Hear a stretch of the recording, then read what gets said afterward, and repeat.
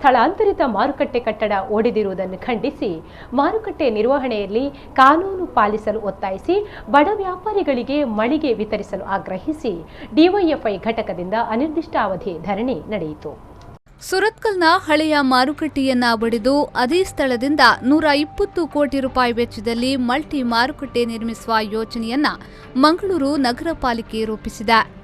ಈ ಯೋಜನೆಯಂತೆ ಹಳೆಯ ಮಾರುಕಟ್ಟೆಯ ವ್ಯಾಪಾರಸ್ಥರನ್ನ ತಾತ್ಕಾಲಿಕವಾಗಿ ಸ್ಥಳಾಂತರಿಸಲು ಹತ್ತಿರದ ರಂಗಮಂದಿರದ ಮೈದಾನದಲ್ಲಿ ಸುಮಾರು 5 ಕೋಟಿ ರೂಪಾಯಿ ವೆಚ್ಚದಲ್ಲಿ ಹೊಸ ಅಂಗಡಿ ಕಟ್ಟಡಗಳನ್ನು ಕಟ್ಟಲಾಗಿದೆ. ಈ ಅಂಗಡಿಗಳನ್ನು ವಿತರಿಸುವಾಗ ಅಂಗಡಿದಾರರನ್ನ ಸ್ಥಳಾಂತರಗೊಳ್ಳಲು ಆದೇಶಿಸುವಾಗ ಮಂಗಳೂರು ಮಹಾನಗರ ಪಾಲಿಕೆಯು ನಿಯಮಗಳನ್ನು ಪೂರ್ಣವಾಗಿ ಉಲ್ಲಂಘಿಸಿದೆ.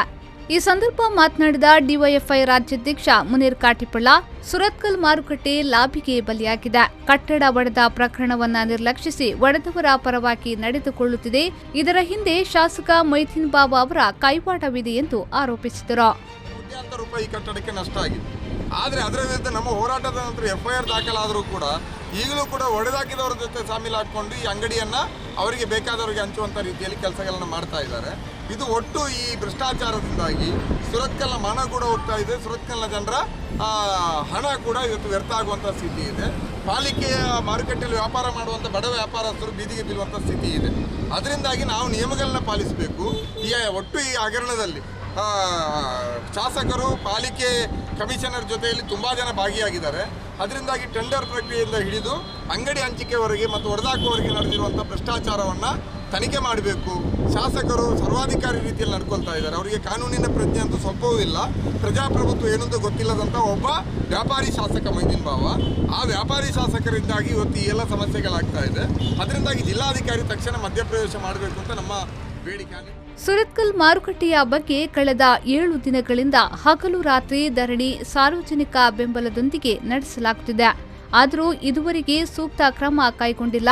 ಜಿಲ್ಲಾಧಿಕಾರಿಗಳು ಮಧ್ಯ ಪ್ರವೇಶಿಸಬೇಕು ಎಂದು ಪ್ರತಿಭಟನಾಕಾರರು ಆಗ್ರಹಿಸಿದರು. ಈ ಬಗ್ಗೆ ಬಡ ವ್ಯಾಪಾರಿಗಳು ಸುರತ್ಕಲ್ ಮಾರುಕಟ್ಟೆಯ ಬಗ್ಗೆ ಅಸಮಾಧಾನ ವ್ಯಕ್ತಪಡಿಸಿದ್ದಾರೆ. ಒಟ್ಟಿಗೆ ಇದ್ದವು, ಒಂದೇ ಲೈನಲ್ಲಿದ್ದವು.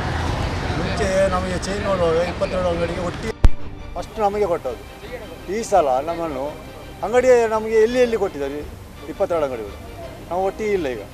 ಆದರೆ ನಮಗೆ ಅನ್ಯಾಯವಾಗಿದೆ. ಅದನ್ನೆಲ್ಲ ನಮಗೆ ಒಟ್ಟಿಗೆ ಕೊಡಬೇಕು 22. ನಾವು 10 ವರ್ಷದಿಂದ ನಾವು ಒಟ್ಟಿಗೆ ಇದ್ದವರು. ಇವರು ಅವರಿಗೆ ಬೇಕಾದ ಅಲ್ಲಿ ಕೊಟ್ಟಿದ್ದಾರೆ. ಎದುರು ಅವರ ಬೇಕಾದವರಿಗೆ ಕೊಟ್ಟಿದ್ದಾರೆ. ನಮಗೆ ಎಲ್ಲ ಒಳಗೆ ಹಾಕಿ ಬಿಟ್ಟಿದ್ದಾರೆ. ನಾವು ಎದುರಲ್ಲಿದ್ದವರು, ಹೈವೇಯಲ್ಲಿದ್ದವರು, ಫಸ್ಟ್ ಅಂಗಡಿ ಇದ್ದವರು ನಮ್ಮದು. ನಾವು ಬಿಟ್ಟು ಕೊಟ್ಟದ್ದು. ಈಗ ನಮ್ಮನ್ನು ಒಳಗೆ ಹಾಕಿ ಅವರಿಗೆ ಬೇಕಾದವರನ್ನು ಎದುರಿಗೆ ಕೊಟ್ಟಿದ್ದಾರೆ. ನಮಗೆ ಈಗ ಎಲ್ಲ ಅನ್ಯಾಯ ಆಗಿದೆ.